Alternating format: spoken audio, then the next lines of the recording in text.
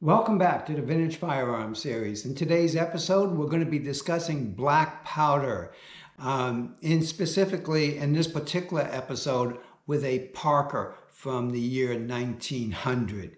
Now, this gun has Damascus barrels, so the contemporary thought is that you should never shoot contemporary ammo with Damascus barrels on a shotgun.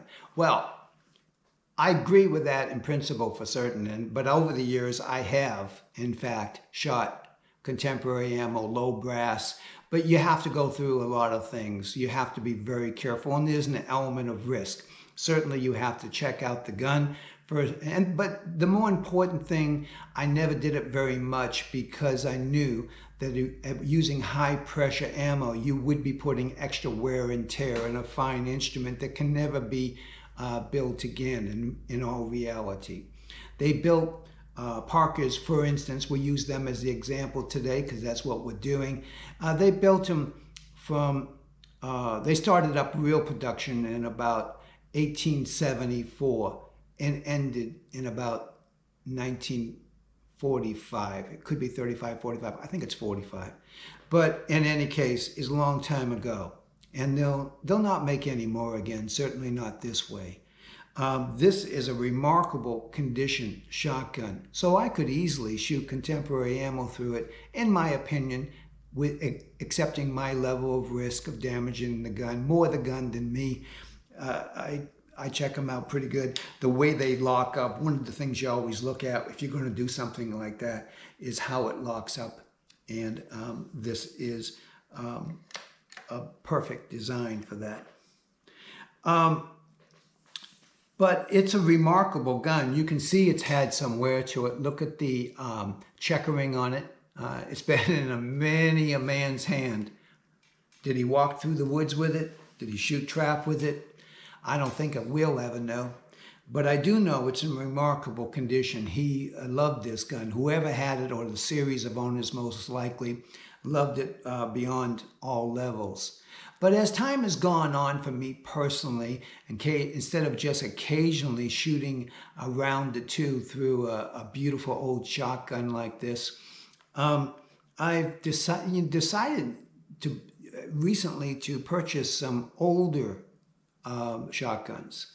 Now, if you're talking about 1900, they knew already that nitro ammo, the predecessor to today's ammo, was on the horizon, and they were, fact is, that was already there. Winchester, John Browning, came out with it in 1895 for the Model 94. So that was in a 30-30. So, the writing was on the wall by 1900. So, and you have to also remember that Damascus was not a cheap barrel. It was an upgrade. I have a 1903 Parker with steel barrels. And, to be honest with you, I don't know what they were thinking exactly in 1903. I strongly suspect that those were sold with the idea of running nitro powder through it. But having said that, they offered many different barrels all at the same time. You could go in and order from most manufacturers, high-end manufacturers, you could order the different barrels. And if you wanted Damascus, you had to pay more. That was not the entry level. So let's look at this gun. Because we have not reviewed this gun, so let's kind of look at it a little bit. It's a pretty nice gun. The writing on the top is pretty clear.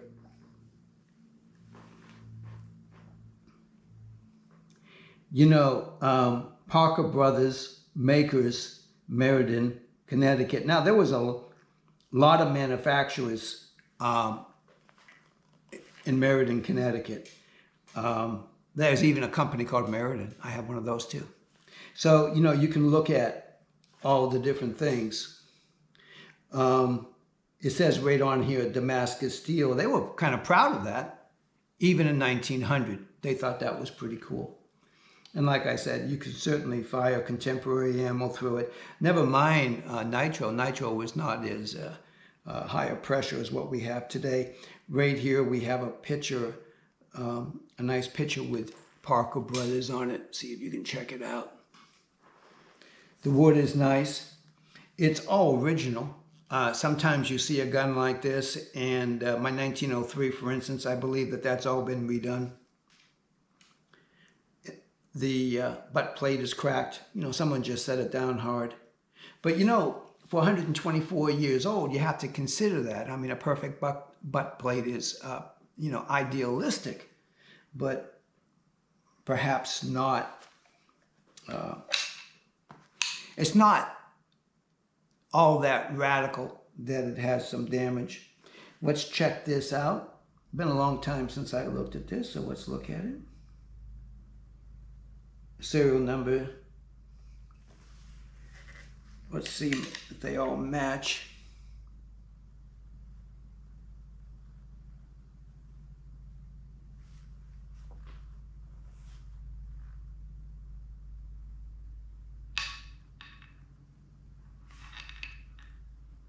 Yeah, that's kind of cool.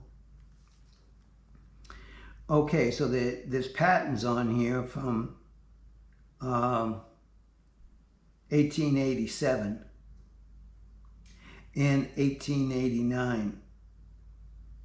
So that would be just the last patents were on here 11 years before this gun was made. It's a beautiful gun. Let me see if we have any proof marks on it. Some of the proof marks are difficult to decipher.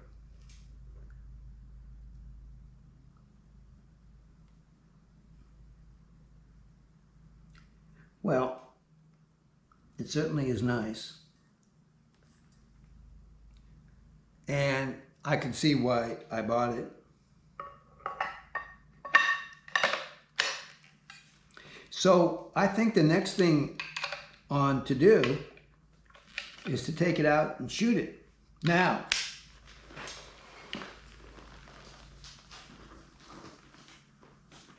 I have prepared, just for this occasion, some black powder. With number 6. There you go. Freshly made. So we'll go out and take this out and see what we got. I hope you enjoyed this episode. I know I'm going to.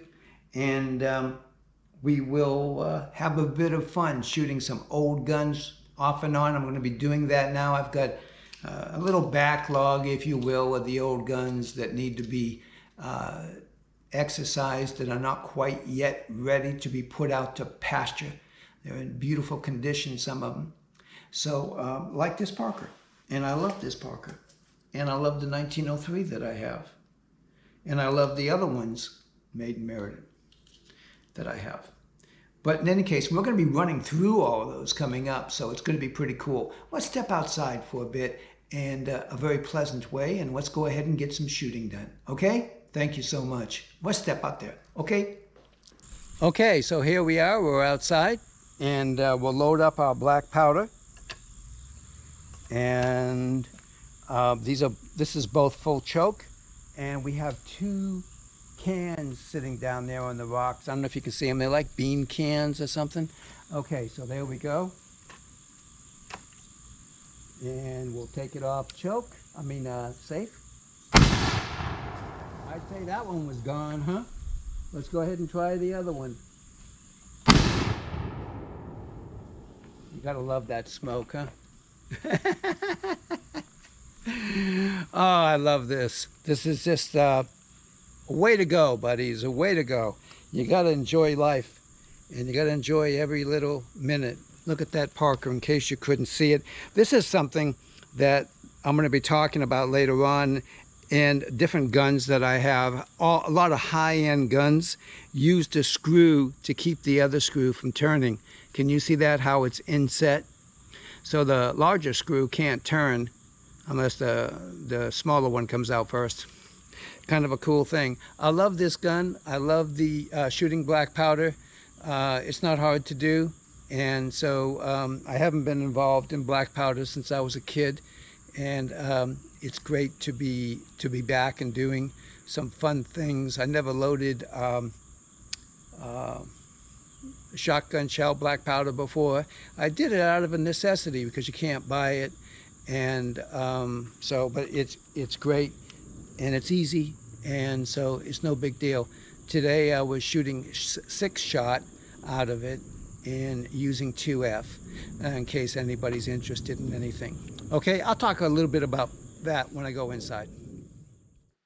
These old Parkers and a lot of old guns from this period of time, they don't throw the shells out. They just, they just pull them away from the edge for you, which I think, to be honest with you, I prefer that, because otherwise, if you've got one that's flying the shell away, it's kind of fun, when you kick it open and see, but these just go just like that. When you open it up, you just go ahead and take your fingernail and put it in the back and pull it out. It's no big deal. Yeah, smell the smoke. It smells good. Okay. See if we can get some to come out.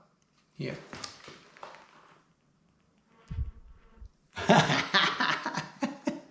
I blowed smoke in your face. Anyways, so that's that. Now, these barrels, I'm going to show you what black powder does. And man, you've got to clean these things right afterwards. And I'm serious about that. Look at that. Look. Are they black or what? That one in particular, I bet technically that had 2 shots go through because I had a misfire, believe it or not. Sort of. It's the one had a misfire and that one didn't, so it had 2 shots go through it. But it's a great thing to be able to shoot black powder. It's a lot of fun, and I just love all the smoke. It's just wonderful. I've got a lot of great things coming up, really do. And I'm so excited about it. I mean, I just love doing these videos. If a few other people decide they want to watch me from time to time and see what my travels have brought me on, what kind of an adventure it was, then that would be great. It's amazing. It truly is amazing to do this. Now, like I said, you got to clean these things right away, and you don't want to use a snake. I don't believe that would be a good idea because you don't want to contaminate the next barrel, okay? So you kind of have to, it's like I don't have a pool, but I know from experience and different things is like if you have a pool that has algae in it and it keeps on growing back in the cement, you can't take those and take them into another pool because you infect that pool. And that's pretty much what would happen here if I took my snake and cleaned it out here and then put it in, say, any rifle. It could be, any shotgun. It could be a black powder. It could be contemporary style shotgun. It would still suffer the effects of the black powder. You have to clean it out very, very, very carefully and in detail. And before the sun goes down, I will do that today. Okay. Hey, take it easy. Thank you so much. I'm really looking forward to editing this video. I think it's going to be fun. I liked yesterday's with the cans shooting up too in slow-mo. I think that was yesterday. Or was that the day before? I don't know. Hey, I hope you've enjoyed it. Hey, thank you so much for coming by. I really appreciate you. And until next time. Oh, by the way, if you'd like to visit us on Rumble, I'd be thankful. If you're not already there, and if you sub me, I'd really appreciate it. It'll just encourage me to do more. And thank you so very much. Bye-bye now.